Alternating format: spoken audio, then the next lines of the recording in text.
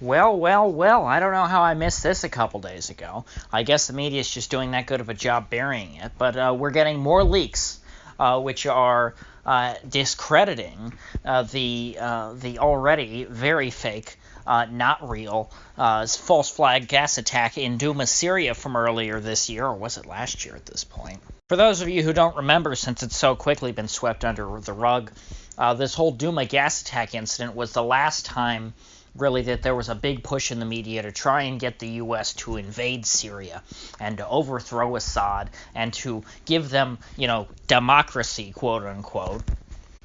We were told for years that, Assad is this irrational, cruel monster who gasses his own people against his own interests, just because he's that evil.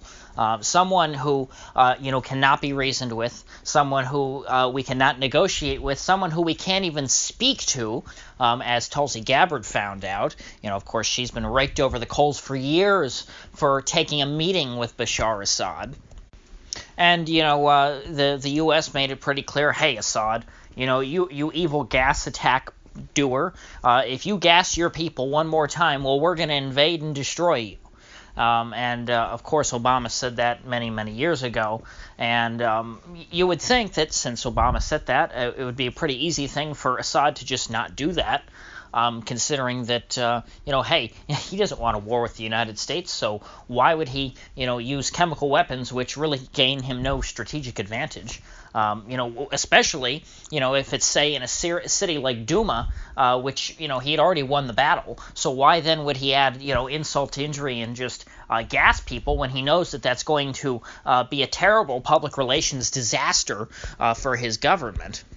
Well, Occam's razor tells us that Assad would not do that, because he is, a normal human being who, might not be a good guy, certainly. I don't think really anyone in government is a good guy, and you could say that he is particularly bad because he's fought this brutal civil war. The Syrian civil war has killed hundreds of thousands of people.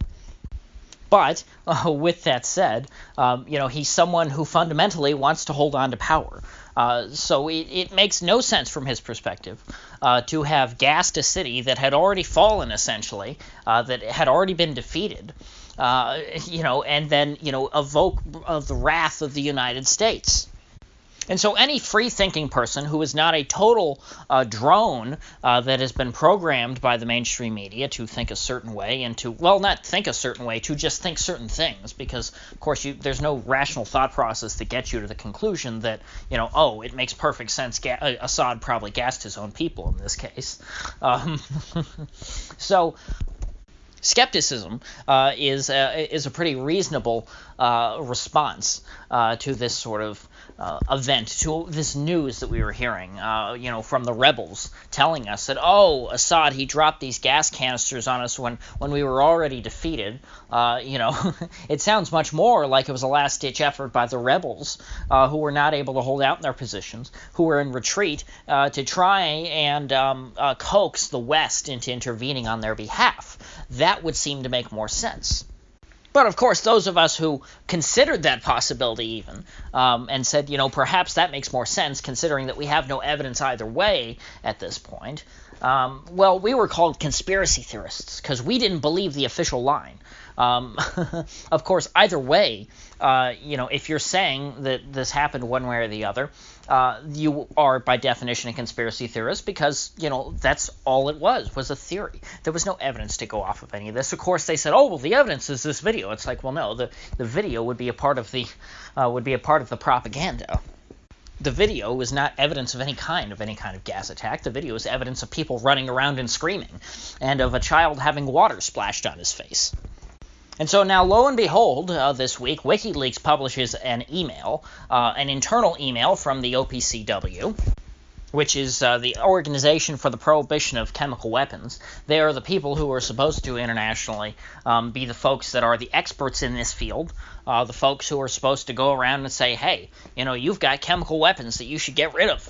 Or, hey, you used chemical weapons, you're a dirty, dirty war criminal.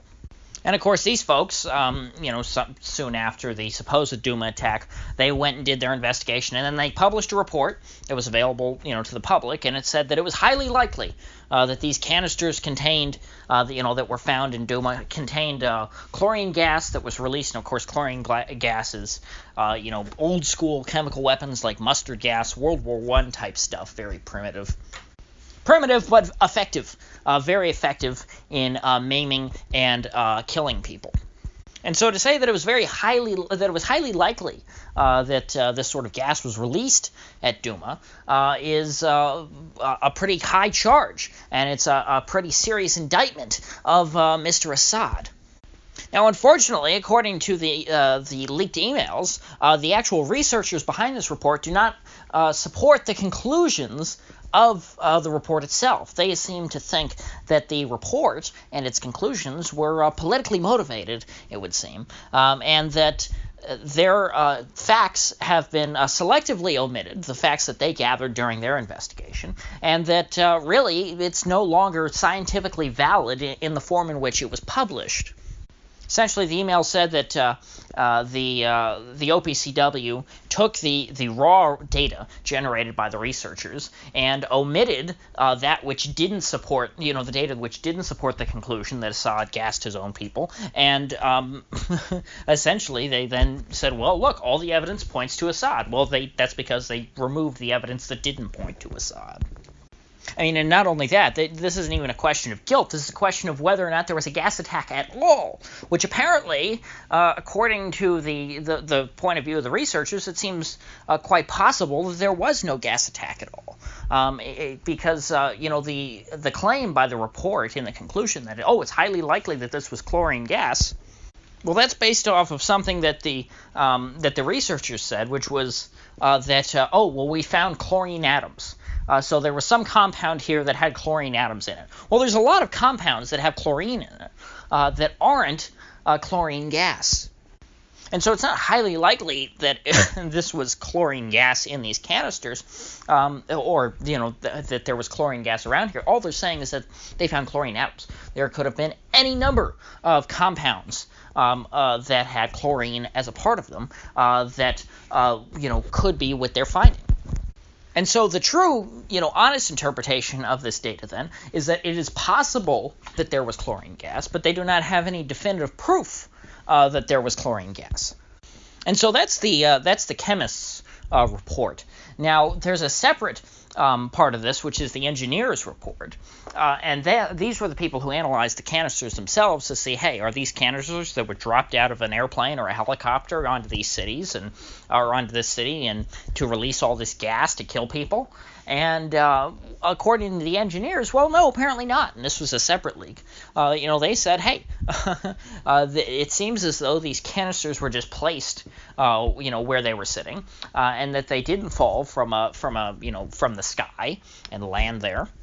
But of course, that too was omitted from the final report that was released to the public. So if you look at the data that they omitted, the details that they omitted, it seems pretty clear that if you include those back in, well, then it seems pretty reasonable to suggest that it might be that the rebels here tried to stage some kind of false flag attack. They came up with these canisters and set them there, and they didn't actually have chlorine gas in them or anything. And then they go here and they say, oh my gosh, look, Assad dropped these canisters on us with chlorine gas. Obama said he would come rescue us, if Assad did that, and so now Trump, you should carry out, Obama's promise and stick to the red line. And so the conclusions to the report, this whole media narrative about Assad gassing his own people is absolute nonsense. The whole, justification for going to war against Syria, which thankfully never happened in full. There wasn't a full-scale Syrian invasion. There was a lot of interference in Syria. There was, a lot of backing of terrorist groups like Al-Qaeda and ISIS and the like, but nothing on the scale of Iraq or Afghanistan. Because despite this very cunning propaganda campaign, which spread this disinformation that, they knew at the time could not be debunked fast enough to avoid a war if, in fact, a war, was going to happen, well, now that's all worthless, and so now it doesn't really matter that the truth is coming out, and they just want to sweep this stuff under the rug. It's like, okay, well, we tried that didn't work. Now forget about that, because we don't want you to be suspicious the next time we try to lie the United States into war. Because every single time we get lied into war, the details always come out years later, and nobody's really paying attention. So, nobody, at least not enough people, are skeptical the next time around when they come out with something new, some urgent reason why we must invade, X country right now, right this second, or else, we're going to be wiped off the face of the planet because, our national security is endangered, or we have a responsibility to protect innocent civilians, or some such nonsense. And of course, if you oppose this war at the time, in the heat of the moment, well then either you're unpatriotic, you're a traitor, you're anti-American, you love dictators, some nonsense platitude like that. But never can they allow you to be considered an honest critic. There are no honest critics of war as far as these people are concerned, because, of course, if they allowed honest criticism of war, well, then that would open them up to being exposed for all of their many lies over the years, going all the way back to, at least the Spanish-American War. And so that's the real reason why we should focus on issues like this. Not necessarily because, we're trying to stop a war in Syria. Now, thankfully, the war in Syria is not going to happen. Assad is won at this point, and the U.S., I don't think, is really that at risk of being sucked into that conflict, even though the U.S. really is there, but not, again, like I said, not in a full-scale way. The real reason why we have to focus on these issues is to inoculate people against further lies, so that people learn that, hey, the so-called intelligence community, I hate that Orwellian term, but that's what they call themselves, the intelligence community. They're a pack of liars. Their job is to lie to you. And they're open about this. They don't hide it. Mike Pompeo said as much. He said, hey, when we're in the CIA, our job is to lie and lie and lie to the American people. That's what they do. And not just the CIA, but all the other, so-called intelligence agencies too. The CIA is just the worst, of course. Their job is to subvert and manipulate popular opinion in countries all around the world to suit their own interests. And so, therefore, they should never be trusted in any remote sense. If anything, one should always assume that they're lying until proven otherwise. So I think that about sums things up. If you get anything of value out of this video, I'd appreciate you clicking that like button and sharing this video. And if you haven't already, please do subscribe, because I do upload every day and I'd hate to have you miss one. So I'll see you folks back here tomorrow.